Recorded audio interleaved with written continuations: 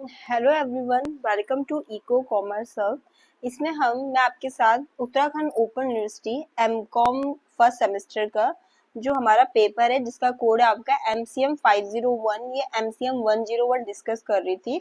मैंने जो आपका पेपर लिया है वो लिया है मैंने 2024 दिसंबर का। ये आपका एमकॉम फर्स्ट सेमेस्टर का मैं आपको पढ़ा रही हूँ इसमें, उत्तराखंड ओपन यूनिवर्सिटी का आपका। ठीक है, इसमें आपका चाहे फर्स्ट सेमेस्टर हो या फर्स्ट ईयर एग्जामिनेशन हो, ठीक है, उसका पेपर लिया है मैंने 2024 दिसंबर का। जो लॉन्ग क्वेश्चन आंसर आते हैं 19 मार्क्स के, वो मैं ऑलरेडी आप लोगों के साथ डिस्कस कर चुकी हूँ, जिसमें टोटल मैंने आपके साथ 5 क्वेश्चन डिस्कस किए थे। अब आ जाते हैं हम शॉर्ट क्वेश्चन आंसर पे, क्योंकि हमें आपका जो सेक्शन आपका बी होता है उसमें टोटल हमें 8 क्वेश्चन पूछे जाते हैं, जिसमें से आपको कोई भी 4 क्वेश्चन अटेम्प्ट करने पड़ते हैं और हर एक क्वेश्चन 8 मार्क्स का कैरी करता है। इस हिसाब से आपका सेक्शन भी 32 मार्क्स का 32 मार्क्स का होता है इन टोटल।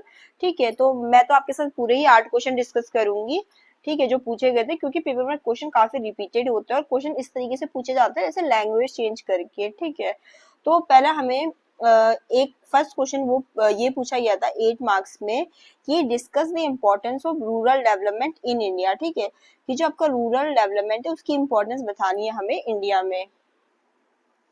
तो देखो, रूरल डेवलपमेंट की जो बात कर रहे हैं तो रूरल डेवलपमेंट से मतलब होता है ग्रामीण विकास। तो कह रहा है कि ग्रामीण विकास जो है उनका क्या महत्वता है हमारी कंट्री इंडिया में।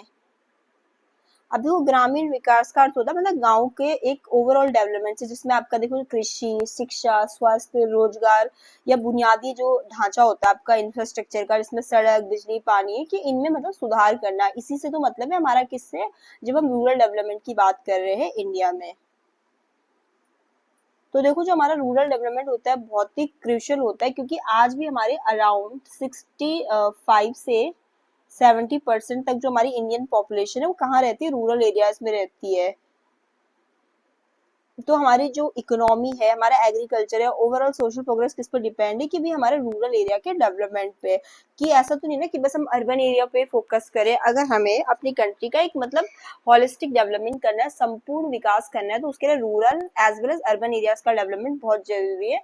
तो रूरल एरियाज का डेवलपमेंट के पहले पॉइंट तो आपका यही है, लार्ज रूरल पॉपुलेशन, जिसमें यही है कि अराउंड हमारी 65 से 70% वही पॉपुलेशन रूरल एरियाज में रहती है। तो इसलिए रूरल एरियाज का डेवलपमेंट बहुत जरूरी है, क्योंकि इतनी ज्यादा पॉपुलेशन आज भी आपकी कहाँ रहती है, रूरल एरियाज में। सेकंड पॉइंट आपका आ जाता है इसमें एग्रीकल्चर ग्रोथ। अगर देखो हम रूरल डेवलपमेंट करेंगे तो क्या होगा कि हम वहां पर जो एग्रीकल्चर है उसके ग्रोथ को, फूड सिक्योरिटी को और भी बेटर कर सकते हैं। अच्छी पानी की फैसिलिटी देना, अच्छे सीड्स, अच्छी फर्टिलाइजर, अच्छी टेक्नोलॉजी देना। तो यहाँ पर यही है कि एग्रीकल्चर, आपको पता है भी एग्रीकल्चर तो वैसे भी रूरल जो इकोनॉमी होती है वहाँ की बैकबोन है। अगर देखो आप ग्रामीण विकास में चले जाओ तो वहाँ लोग आज भी क्या कर रहे हैं, खेती बाड़ी कर रहे हैं। ठीक है, तो वहां पर एग्रीकल्चर ग्रोथ के लिए बहुत जरूरी है कि वहां पर अच्छी इरिगेशन फैसिलिटी, अच्छे बीज, अच्छे खाद उपलब्ध कराया जाए, ताकि क्या बोलते हैं हमारा एग्रीकल्चर अच्छे से ग्रोथ हो सके। थर्ड पॉइंट आपका इसमें पॉवर्टी एलिवेशन। ठीक है, गरीबी को रिमूव करना। अगर आप रूरल एरिया में चले जाओगे तो most of Indian poor reside in rural area. ठीक है, मतलब आपको वहाँ हायर पॉवर्टी लेवल मिलेगी, क्योंकि वहां पर अच्छे लोगों के लिए रोजगार उपलब्ध नहीं है। तो जैसे डेवलपमेंट प्रोग्राम वगैरह भी तो आए थे आपके रूरल एरियाज के लिए, Mahatma Gandhi national rural employment guarantee act. ठीक है, इसका मेन एम यही तो था कि जो रूरल एरियाज है वहां पर लोगों को रोजगार उपलब्ध कराया जाए, वहां पर पॉवर्टी या इक्वलिटी को क्या किया जाए, कम किया जाए। ठीक है, एम्प्लॉयमेंट अपॉर्चुनिटीज, देखो अगर हम रूरल डेवलपमेंट करेंगे तो ये कहीं ना कहीं प्रमोट करना चाहिए नॉन फार्म सेक्टर को भी। ठीक है, एग्रीकल्चर तो वहाँ है, लेकिन हमें वहाँ स्मॉल इंडस्ट्री, हैंडीक्राफ्ट, उनको भी प्रमोट करना चाहिए, ताकि अच्छी एम्प्लॉयमेंट अपॉर्चुनिटीज हो सके। तो इससे क्या होगा, देखो अगर आप लोगों को रूरल एरिया में रोजगार उपलब्ध करा दोगे तो फिर लोग अर्बन एरिया में क्यों जाएंगे नौकरी की तलाश में, शहरों में लोग क्यों आते हैं जॉब की तलाश में। तो अगर वहीं पर लोगों को अच्छी रोजगार की अपॉर्चुनिटीज मिलेंगी तो वो आपके रूरल एरियाज में रहेंगे। तो इससे क्या होगा कि जो अर्बन एरियाज में माइग्रेट करते हैं लोग, वो कम हो जाएगा, लोकल लोग ना जॉब की तलाश में।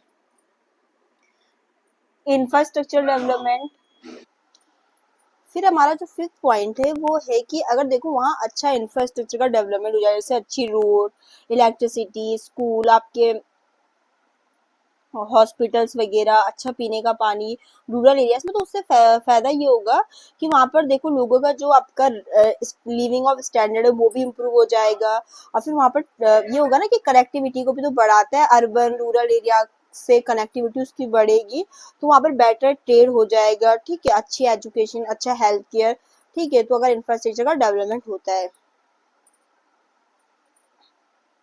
फिर सिक्स पॉइंट है कि हमें वहाँ पर अच्छा सोशल डेवलपमेंट भी करना चाहिए, जिसमें अच्छी एजुकेशन, अच्छा हेल्थ केयर, वुमेन एम्पावरमेंट, ठीक है, रूरल एरियाज के डेवलपमेंट के लिए।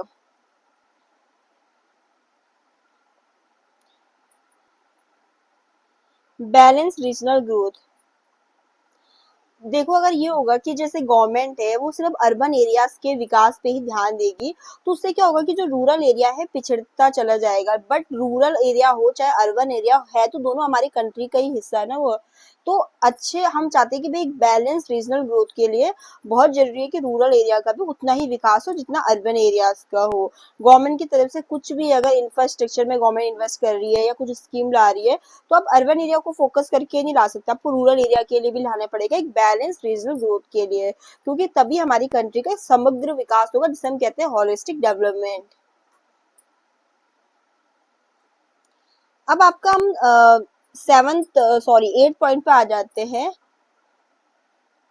हम इससे क्या होगा कि जैसे स्ट्रेंथिंग होगी आपकी डेमोक्रेसी। अगर जैसे आप देखोगे कि अभी गांव में अभी भी क्या होता है, आपको पंचायती राज इंस्टीट्यूशन वगैरह देखने को मिलते हैं, तो ये रूरल पीपल को क्या देते हैं, एक आवाज देते हैं, उनको वॉइस दे रहे हैं डिसीजन मेकिंग के लिए।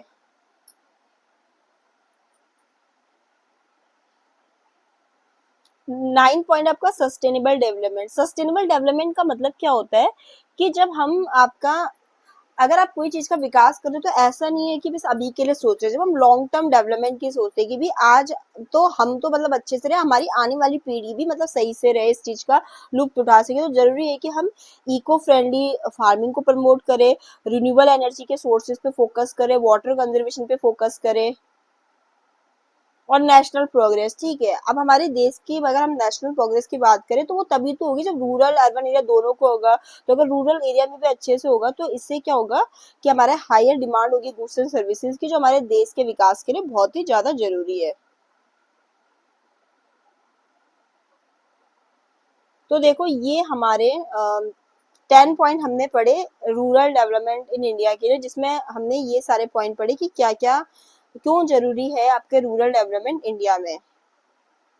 फिर उसी में उन्होंने हमें सेकंड क्वेश्चन दे रखा था 8 मार्क्स का, जिसमें उन्होंने कहा कि जो मेन फीचर्स है जीएसटी के हमें वो बताने हैं, गुड्स एंड सर्विस टैक्स जो आपका है उसके मेन फीचर्स हमें बताने हैं। सेकंड क्वेश्चन हमें 8 मार्क्स में पूछा गया था कि हमें जो जीएसटी है उसके मेन फीचर्स लिखने, 8 मार्क्स में आपका क्वेश्चन पूछा गया था। तो पहले थोड़ा सा इंट्रोडक्शन पढ़ लेते हैं कि आखिर आपका जीएसटी होता क्या है। तो देखो आपका जो जीएसटी होता है, जैसे हम कहते हैं आपका गुड्स एंड सर्विस टैक्स, ये आपका एक कॉम्प्रिहेंसिव इनडायरेक्ट टैक्स है। अब कॉम्प्रिहेंसिव इसलिए क्योंकि इसने बहुत सारे टैक्सेस को हटा के इसमें वो इंक्लूड होके मतलब जीएसटी में बदल के बहुत सारे जो इनडायरेक्ट टैक्सेस है ना उनको इसने रिप्लेस कर दिया है। तो ये आपका 1 जुलाई 2017 में आया आपका, और इसने बहुत सारे जो मल्टीपल इनडायरेक्ट टैक्सेस थे, जैसे आपका वैट हो गया, ठीक है, एक्साइज हो गया, सर्विस टैक्स हो गया, इन सबको रिप्लेस कर दिया। ये आपका इस प्रिंसिपल पे बेस्ड है कि एक नेशन एक टैक्स एक market, one nation one tax one market, इस वाले सिद्धांत पे आपका बेस था। तो जीएसटी आपका एक इनडायरेक्ट टैक्स है। अब देखो मैं यहाँ पर एक वर्ड यूज कर रही हूँ इनडायरेक्ट टैक्स, ठीक है।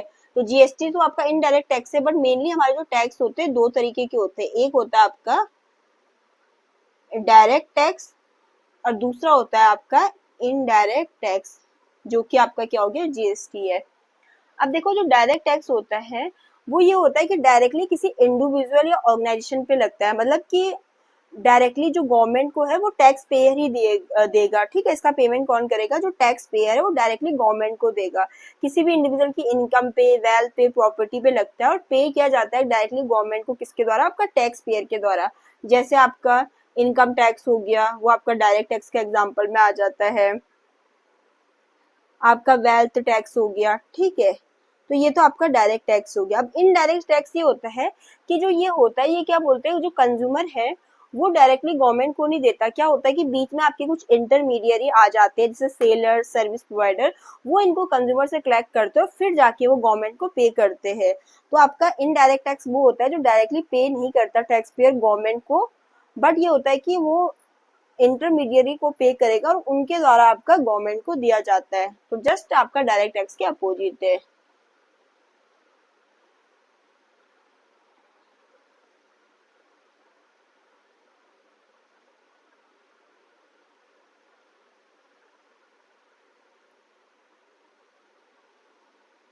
अब देखो, जब आपका जीएसटी आया तो उसका क्या क्या बेनिफिट्स हुआ।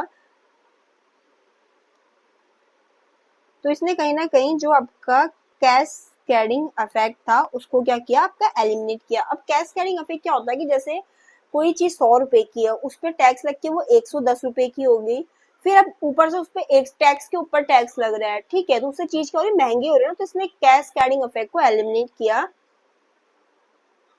इसने आपका क्रिएट किया एक कॉमन नेशनल मार्केट। ये आपके क्या जीएसटी के बेनिफिट है।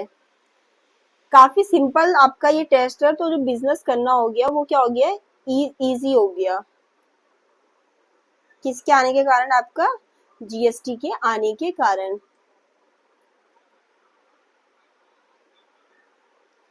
अब आपके जीएसटी के मेन फीचर्स हम पढ़ लेते हैं। पहला है वन नेशन वन टैक्स, ठीक है, ये तो हमने मीनिंग में भी पढ़ा था कि जीएसटी ने बहुत सारे मल्टीपल इनडायरेक्ट्स जैसे वैट हो गया, सर्विस टैक्स, इनको हटाया, एक नेशन के लिए वो एक टैक्स लेके आया, ताकि वो क्या करे, आपके यूनिफॉर्म टैक्सेशन सिस्टम को इम्प्लीमेंट कर सके कंट्री में। सेकंड आपका इसका आया ड्यूअल टैक्स स्ट्रक्चर। इंडिया ने क्या बोलते हैं आपका जीएसटी को जो फॉलो किया, तो उसने इंडिया ने क्या फॉलो किया, आपका ड्यूअल टैक्स स्ट्रक्चर। अब आप जीएसटी में भी देखोगे तो आपका क्या आता है, सीजीएसटी, एसजीएसटी और आईजीएसटी, ठीक है। जहां पर सीजीएसटी आपका क्या है, central goods and service tax, SGST आपका state goods and service tax, और आईजीएसटी क्या है, आपका integrated goods and service tax for inter state जो ट्रेड होते हैं, ठीक है। इंटर स्टेट मतलब एक स्टेट से दूसरे स्टेट के बीच में जो आपके ट्रेड हो रहे हैं। इंट्रा तो हो गया ना कि स्टेट के अंदर, और इंटर स्टेट की बात करें तो एक स्टेट से दूसरे स्टेट में। तो इसने ड्यूअल टैक्स स्ट्रक्चर को फॉलो किया, जिसमें इसमें 3 टैक्स आते हैं, सेंट्रल जीएसटी, स्टेट और आपका integrated goods and service tax, ठीक है। फिर तीसरा इसका मेन फीचर ये है कि ये आपका डेस्टिनेशन बेस्ड टैक्स है, मतलब हम कंजप्शन के प्लेस पे लगाएंगे, ना कि प्रोडक्शन के प्लेस पे। कि अगर जैसे कोई गुड्स है, मान लो गुजरात में प्रोड्यूस हुआ, बट उसका सोल्ड किया जा रहा है दिल्ली में, तो उसका टैक्स कहाँ लगेगा, दिल्ली में ही। टैक्स कहाँ जाएगा, उसका दिल्ली में। तो मतलब ये डेस्टिनेशन बेस्ड टैक्स है, प्रोडक्शन की जगह पर ना लग के कंजप्शन की जगह पे लगेगा। आपका ये काफी ब्रॉड टैक्स बेस्ड है, ये आपका इंक्लूड करता है ऑलमोस्ट सारे गुड्स को, कुछ गुड्स को छोड़ के, ठीक है। इसलिए जैसे कुछ आइटम जिनको छोड़ा, तो आपका इसमें आ गया जैसे अल्कोहल, उसको एक्सक्लूड किया इसने, पेट्रोलियम।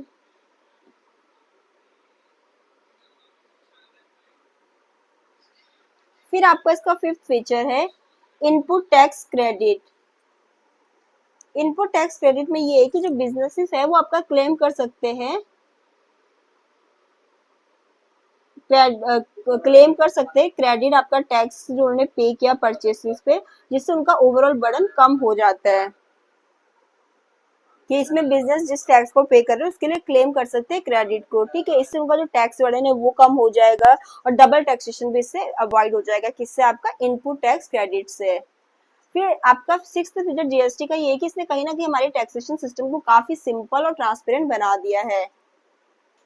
वरना आपके जो मल्टीपल टैक्सेस के कारण काफी मतलब कॉम्प्लेक्स थी चीजें ना, काफी डिफिकल्ट थी, तो इसने कहीं ना कहीं उसको काफी सिंपल बना दिया है। तो इससे कहीं ना कहीं जो आपका करप्शन है वो कम हो गया। फिर आपका इसका सेवन फीचर है there's hold limit for small businesses. अब इसमें क्या है, जैसे स्मॉल बिजनेसेस है जिनका टर्नओवर एक लिमिट से कम है, मतलब एक लिमिट की बात करें कि वो तो खैर स्टेट पर डिपेंड करता है, अलग अलग स्टेट का अलग हो सकता है। तो अगर आप एग्जैक्ट फिगर याद भी ना करें तो बस आप इसमें लिख सकते हैं कि जैसे स्मॉल बिजनेसेस के लिए इसने कहा कि इन्होंने एक लिमिट सेट करी जो क्या बोलते हैं आपका डिपेंड करता है स्टेट पे या टाइप पे, तो उनको क्या बोलते हैं टैक्स से इसमें छूट दी गई।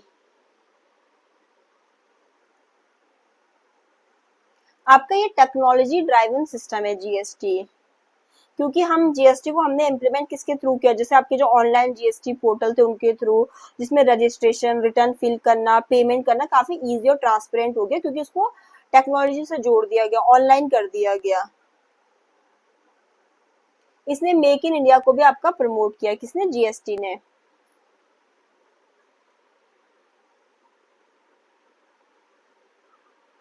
जो आपका जीएसटी है इसने आपका मेक इन इंडिया को भी प्रमोट किया, क्योंकि इसने कैस्केडिंग जो टैक्सेस था, टैक्स के ऊपर टैक्स लगता है उसको रिड्यूस किया इन्होंने, ठीक है, प्रोडक्शन कॉस्ट को लोअर किया, ठीक है, तो जीएसटी ने उससे क्या किया, ये आपका इंक्रीज है यहाँ पर, ठीक है।